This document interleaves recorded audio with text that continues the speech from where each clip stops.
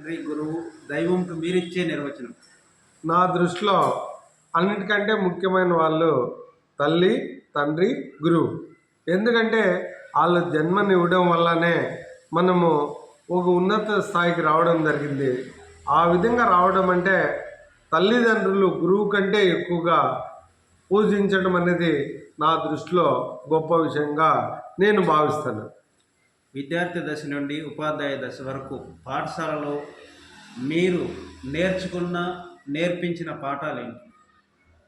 విద్యార్థి దశ నుండి ఇప్పుడు ఉండేటువంటి ప్రధానోపాధ్యాయులుగా చాలా నేర్చుకోవడం జరిగింది. విద్యార్థి దశలో మంచి క్రమశిక్షణ, అంకిత భావం, సేవా దృక్పథం ఇలాంటి అలవాట్లు ఉండడం వల్లనే నేను ఉపాధ్యాయ వృత్తిలోకి రావడం జరిగింది. వృత్తిలోకి వచ్చిన వెంటనే విద్యార్థులకు కూడా చక్కని విద్యాభ్యాసం అందించడం, చక్కని క్రమశిక్షణ అందించడం, సమాజానికి విద్యార్థుల యొక్క ఆవశ్యకత గురించి తెలియజేయడం, విద్యార్థులు మంచి పౌరులుగా ఎదగడానికి కావలసిన తర్బీదు ఇవ్వడం జరుగుతుంది. అందువల్ల వాళ్ళు సమాజానికి, దేశానికి ఉపయోగపడతారని నా అభిప్రాయం. ఓ మంచి ఉపాధ్యాయుడికి ఉండవలసిన లక్షణాలు ఏంటి? భవిష్యత్తులో విజయాలు సాధించాలనే విద్యార్థులకు ఉండాల్సిన లక్షణాల గురించి. ఓ మంచి ఉపాధ్యాయుడికి ఉండవలసిన మొదటి లక్షణం క్రమశిక్షణ. ఉపాధ్యాయులు పాఠశాలకు వేళలు క్రమశిక్షణతో వెళ్ళడం, క్లాస్ రూమ్లో సమాజానికి ఉపయోగపడేటువంటి విద్యా వ్యవస్థ, విద్యా విధానాన్ని విద్యార్థులకు బోధించడం, అదేవిధంగా భవిష్యత్తు యొక్క విధానాలను, విధులను విద్యార్థులకు తెలియజేయడం, సమాజానికే కాకుండా సమాజంలో ఉండేటువంటి చెడు వ్యసనాలన్నింటినీ కూడా చిన్నప్పటి నుండి దూరం చేయడం, కౌన్సిలింగ్ ఇవ్వడం, ఇలాంటివి ఇవ్వడం ద్వారా విద్యార్థులు భవిష్యత్తులో మంచి విద్యార్థులుగా, మంచి పౌరులుగా ఎదిగేదానికి చాలా ఆస్కారం ఉంది. మీరు ఆరాధించే ఉత్తమ జాతీయ నాయకులు ఎవరు? దేశ నాయకులు, రాజకీయ నాయకులు, సినీ నాయకులు ఎవరు? నేను ఆరాధించే రాష్ట్ర నాయకులు, దేశ నాయకులు కూడా చెప్పుకున్నట్లయితే నారా చంద్రబాబు నాయుడు గారు ప్రస్తుతం మన ముఖ్యమంత్రి. ఆయనకు మన విద్యా వ్యవస్థ మీద మంచి పట్టుదల ఉంది.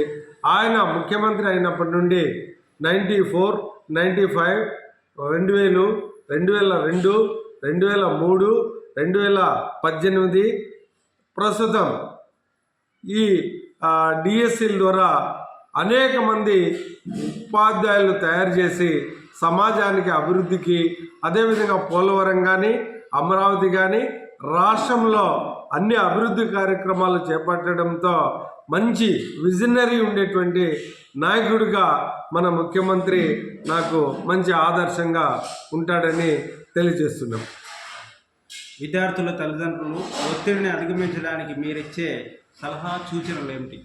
విద్యార్థుల తల్లిదండ్రులకు మేమిచ్చే సలహాలు, సూచనలు ఏమంటే విద్యార్థులని మంచి క్రమశిక్షణలో భాగంగా పాఠశాలలో విద్యార్థుల యొక్క తల్లిదండ్రులను సమావేశపరిచి ఆ సమయంలో విద్యార్థుల యొక్క చెడు వ్యసనాలకు దూరంగా ఉండాలని విద్యార్థుల తల్లిదండ్రులకు వాళ్ళ పిల్లలకి నేర్పించమని తెలియజేయడం, తర్వాత విద్యార్థుల దగ్గర సెల్ ఫోన్లు లేకుండా చేయడం, టీవీలు చూడడం తగ్గించడం, అదేవిధంగా మన సంఘ వ్యతిరేక శక్తులైనటువంటి కొన్ని వ్యసనాల నుండి విద్యార్థులు వాటి బారిన పడకుండా క్రమశిక్షణతో ఉండాలనే ఉద్దేశంతో వాళ్ళకి మనము కౌన్సిలింగ్ ఇవ్వడం, ఆ తరబీదు తల్లిదండ్రులకు ఇచ్చినట్లయితే తల్లిదండ్రులు విద్యార్థులను క్రమశిక్షణలో తీసుకొస్తారని మనం ఆశిద్దాం. ఎప్పుడూ చిరునవ్వుతో, చిరాకు, విసుగు లేకుండా ఉండే మీ ఆరోగ్య రహస్యం ఏంటి? ఎప్పుడూ చిరునవ్వుతో, చికాకు లేకుండా ఉండడం అంటే ముఖ్యంగా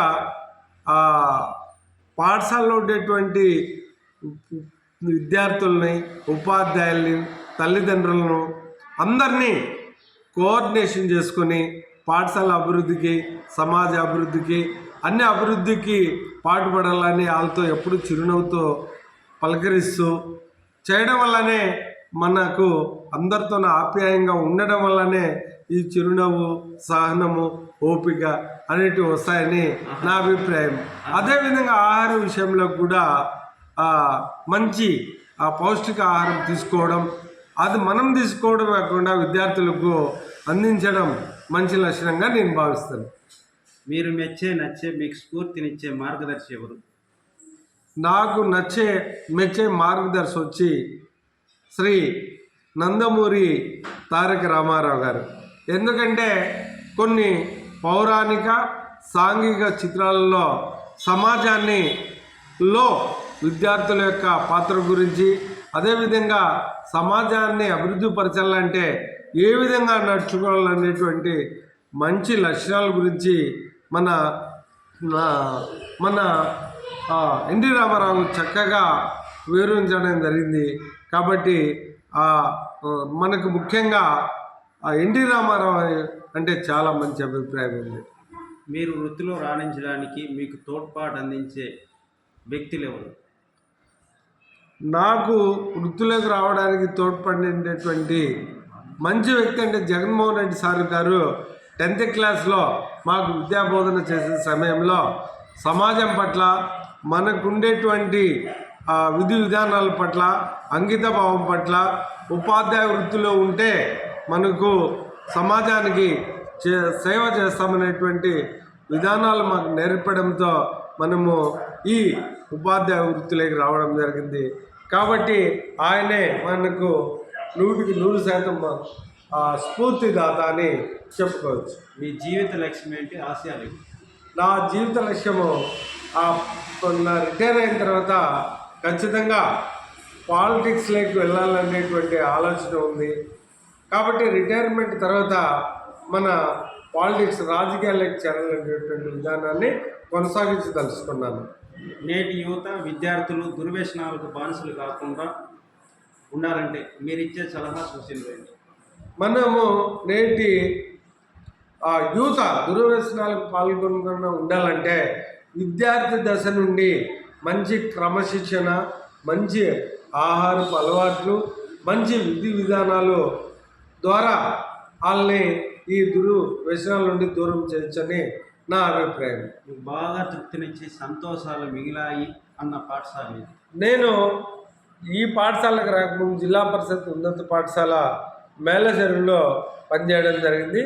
ఆ పాఠశాలలో ప్రతి సంవత్సరము 10th క్లాస్లో 100% రిజల్ట్ రావడము, అదేవిధంగా అక్కడ NMMS ద్వారా ప్రతి సంవత్సరం విద్యార్థులు సెలెక్ట్ కావడము, అదేవిధంగా ఆ పాఠశాలకు వచ్చేటువంటి SC ST విద్యార్థులు బడికి రాకపోవడంతో వాళ్ళ ఇళ్ళకి వెళ్ళి వాళ్ళకి తీసుకొచ్చి వాళ్ళు పాస్ అయ్యేటట్లు చేయడం బాగా నాకు తృప్తినిచ్చే విషయం.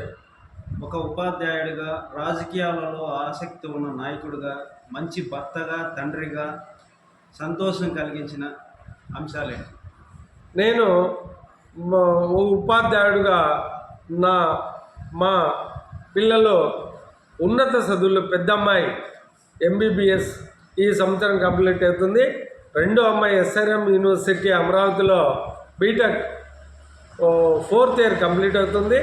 అదేవిధంగా మా అబ్బాయి ఇంటర్మీడియట్ 2nd ఇయర్ నరసింహకోట నెల్లూరులో చదువుతున్నాడు.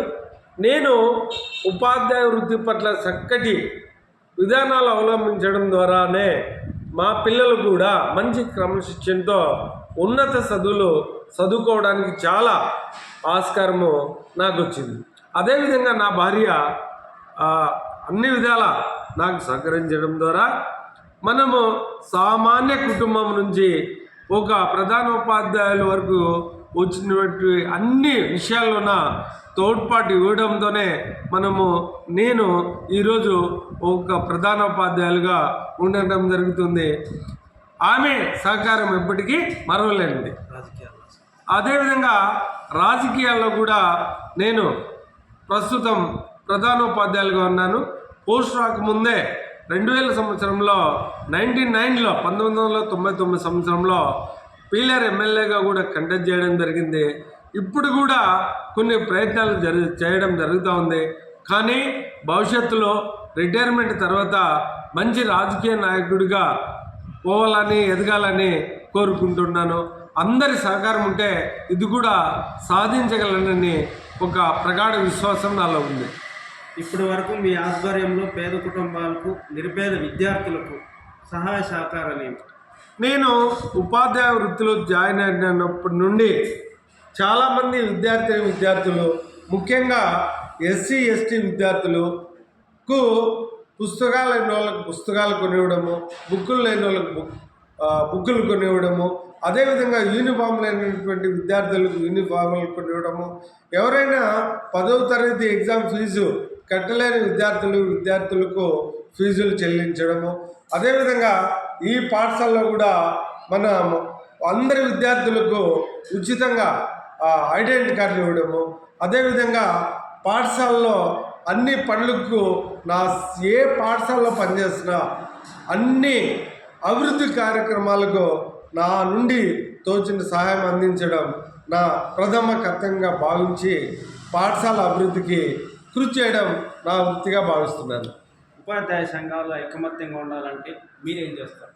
ఉపాధ్యాయ సంఘాలు ఐకమత్యంగా ఉండాలని నేను భావిస్తాను. ముఖ్యంగా ఉపాధ్యాయులకు ఏదైనా సమస్య వచ్చినప్పుడు అన్ని సంఘాలు ఒకటై, ఉదాహరణకు సిపిఎస్ తీసుకున్నాం. సిపిఎస్ విధానము అమలు చేసింది శ్రీ డాక్టర్ వైఎస్ రాజశేఖర రెడ్డి గారు. అదే సమయంలో ఉపాధ్యాయ సంఘాలు ఎవరూ వ్యతిరేకించలేదు. ప్రస్తుతం మాత్రము అన్ని సంఘాలు వ్యతిరేకిస్తూ ఉన్నారు. ఇదే ఉపాధ్యాయ సంఘాలన్నీ అప్పటిగాన గట్టిగా వ్యతిరేకించింటే సిపిఎస్ విధానం వచ్చి ఉండేది కాదు. కాబట్టి ఉపాధ్యాయ సంఘాలు ఇప్పటికైనా ఐకమత్యంతో వ్యవహరించి ఉపాధ్యాయులకు వచ్చే సమస్యలను పరిష్కారానికి అందరూ కృషి చేయాలని కోరుకుంటున్నాను.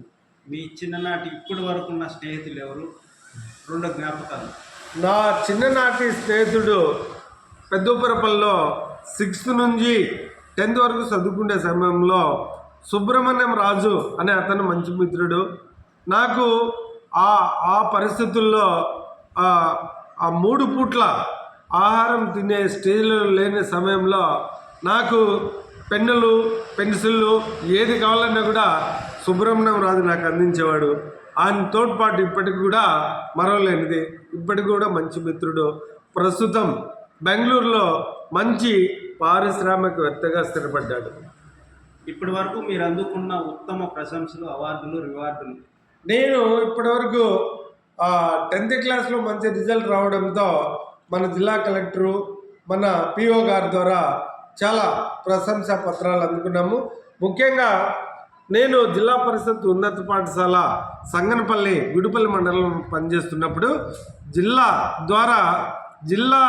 తరపున చిత్తూరు జిల్లా తరపున ఎన్టీఆర్ ట్రస్ట్ భవన్లో మన ప్రస్తుత ముఖ్యమంత్రి చంద్రబాబు నాయుడు ద్వారా ఉత్తమ ఉపాధ్యాయుడు అవార్డు తీసుకోవడం చాలా గొప్ప విషయంగా భావిస్తాను. ఒకప్పుడు బ్రతుకు తెరువు కోసం బడిపంతులు అంటారు, ఇప్పుడు బ్రతుకు నేర్చిన బడిపంతులు అంటారు. రెండింటికి తేడా ఏమిటి? ఇది చాలా తప్పు. ఎప్పుడో గతంలో బడిపంతులు అనేటువంటి నానుడిని ఇప్పుడు పూర్తిగా ఉపాధ్యాయులు మార్చేయడం జరిగింది. సమాజం అభివృద్ధి కోసం విద్యార్థుల్లో మంచి క్రమశిక్షణ తీసుకురావడం, 4 గోడల మధ్య విద్యార్థులకు మంచి భవిష్యత్తు ఉండేటట్లు తీసుకురావడం, ఆ తర్బీదు ఇవ్వడంలో కీలక పాత్ర పోషించే వ్యక్తులు ఎవరైనా ఉన్నారంటే ఉపాధ్యాయులే. దేశం కానీ రాష్ట్రం కానీ బాగా అభివృద్ధి పదంలో బాగా అభివృద్ధి జరుగుతూ ఉందంటే ఆ ఉపాధ్యాయుల కీలక పాత్ర ఉండడంతోనే ఆ దేశం కానీ ఆ రాష్ట్రం కానీ అభివృద్ధి చెందుతుంది. కాబట్టి గతంలో చెప్పుకున్నట్లు బతుకులేని బడిపంతులు కాదు, ప్రపంచానికి మంచి భవిష్యత్తు ఇచ్చేది బడిపంతులు అనేది నేటి నానుడిగా నేను భావిస్తాను. సమాజంలో భగవంతుడు మంచి అవకాశం ఇస్తే మీరు చేసే కార్యక్రమాలు?